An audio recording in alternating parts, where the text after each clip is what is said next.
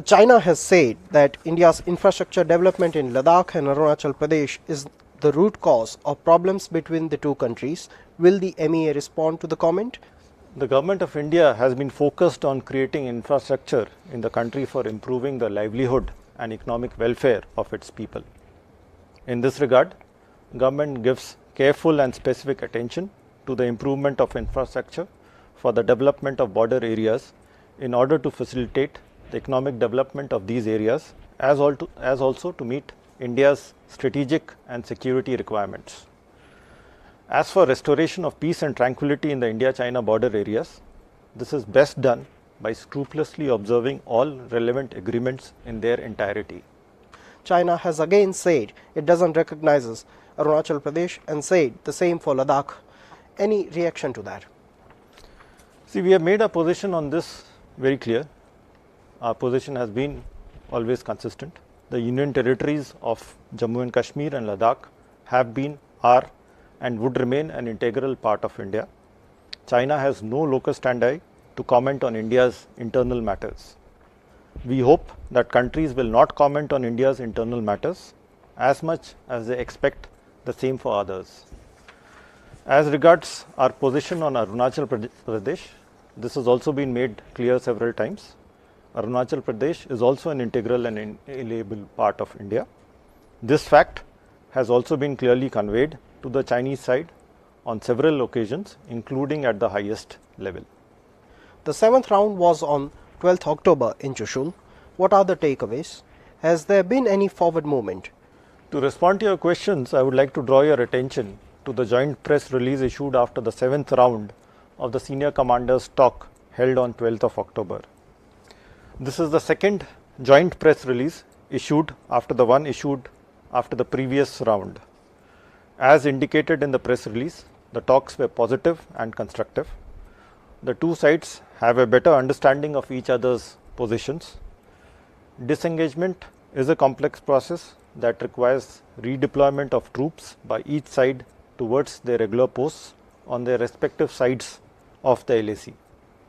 To achieve this, the two sides will maintain the current momentum of communications based on the guidance of our leadership not to turn differences into disputes and work towards a mutually acceptable solution for complete disengagement in all the friction areas along the line of actual control and restoration of peace and tranquility in the India-China border areas. Has India sent a message conveying desire for conversation to Pakistan? If true at all, when was it done? Also, is Kashmir still a topic of dialogue with Pakistan? What does India think of Yusuf's demand that Kashmiris must also be present at the talks? We have seen reports on the interview by a senior Pakistani official to an Indian media outlet, and he has commented on India's internal matters. As always, this is Pakistan's effort to divert attention from domestic failures of the present government and mislead its domestic constituents by pulling India into headlines on a daily basis. The official is well advised to restrict his advice to his establishment and not to comment on India's domestic policy. The statements made by him are contrary to facts on the ground, misleading and fictitious. As regards the purported message that was referred to, let me make it clear that no such message was sent from our side. Further, I would like to add that Pakistan continues to support, aid and abet cross-border terrorism against India and has also been resorting to unprovoked ceasefire violations to support terrorist infiltration. The Pakistani leadership continues to indulge in inappropriate, provocative and hate speech against India. Such support to terrorism against India and use of derogatory and abusive language are not conducive to normal neighborly relations. Sandeep Dixit from the Tribune has asked, could you please give a sense about the visit of Foreign Secretary and Chief of the Army Staff to Myanmar? Sandeep, this visit, as you would know, took place on the 4th and 5th of October, and Chief of Army Staff and Foreign Secretary visited Myanmar for 2 days. You would have seen our detailed press release that was issued after the visit. In terms of the context, and I would like to give you a few pointers. You would know that our bilateral relationship has been marked in recent years by regular high-level visits and interactions. Recently, we had extensive discussions during the Foreign Office consultations which were held on the 1st of October, and therefore this visit provided an opportunity to review the progress in bilateral relations. In terms of meetings during the visit, COAS and FS called on State Councillor and Commander-in-Chief of Defence Services. COAS also met Vice Senior General, and FS met his counterpart, which is the Permanent Secretary of the Ministry of Foreign Affairs in Myanmar. The discussions and outcomes in terms of these, both sides agreed during these discussions to strengthen their partnership in connectivity areas, in capacity building, in power and energy.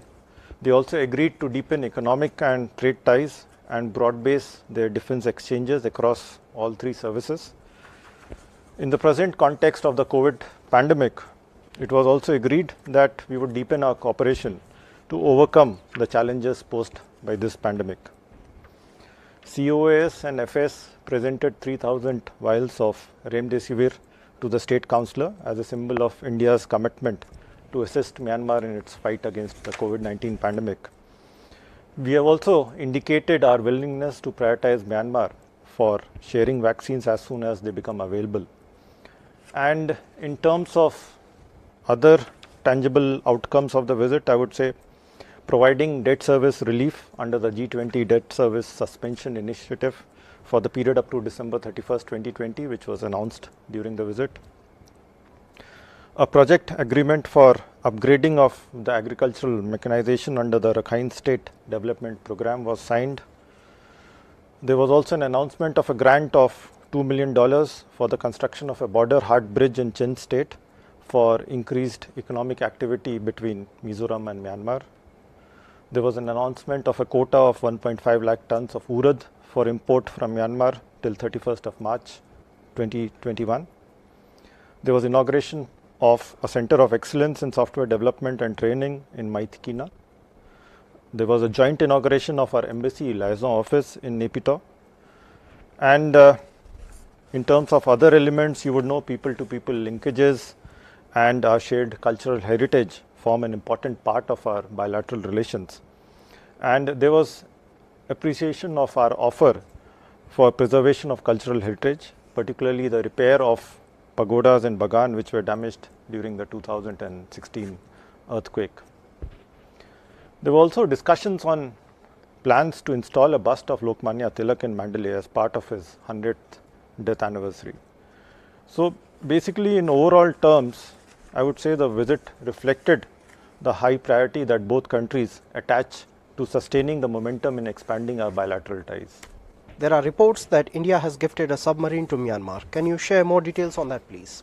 You would know that cooperation in the maritime domain is an important part of our enhanced engagement with Myanmar. And in this context, India will be delivering a Kilo-class submarine, INS Sindhuvir, to the Myanmar Navy. We understand that this will be the first submarine of the Myanmar Navy. This is in accordance with our vision of Sagar, which is security and growth for all in the region. And also, this would be in line with our commitment to build capacities and self-reliance in all our neighboring countries. Afghanistan has seen a big spike in Taliban attacks and targeted assassinations in the last few weeks. Has India raised this issue in its recent meetings with US officials? See, Reza and Kalol, I think your questions are in the context of the visit of the US Deputy Secretary of State, Mr. Stephen Biegun, from the 12th to 14th of October, and you would have seen our press release after the visit. And what I can tell you is that during the meetings, the entire gamut of engagements under the US-India Comprehensive Global Strategic Partnership, including political, security, defense, economic, commercial, technology and people-to-people contacts, various areas of this partnership, they were discussed. While I cannot share the specifics, there was also exchange of views on a number of issues of regional and global interest. Any update on the Kulbhushan Jadhav case? Conveyed our position on this on a number of occasions, including last week during the briefing. Pakistan needs to respond to core issues concerning this case. US, UK, EU and UN Refugee Agency will co-host a donor conference for support for Rohingya refugees on 22nd October. What is India's stand on this and whether India will join? On the issue of displaced persons from Rakhine State, you would know that our stand is very clear. As a neighbor of both Bangladesh and Myanmar, India has highest stakes in this issue. We are committed to ensuring an early, safe and sustainable repatriation of the displaced persons to the Rakhine State in Myanmar. And towards this end, we have committed resources to both Bangladesh and Myanmar. As far as this donor conference is concerned, I understand we have received an invitation. How do you see the Morocco's initiative to strengthen dialogue between the various Libyan parties to reach a political solution to the conflict in that country in the framework of the rounds of inter-Libyan dialogue organized in Bosnica in Morocco? You would have seen a statement that we issued on the 28th of September on this issue.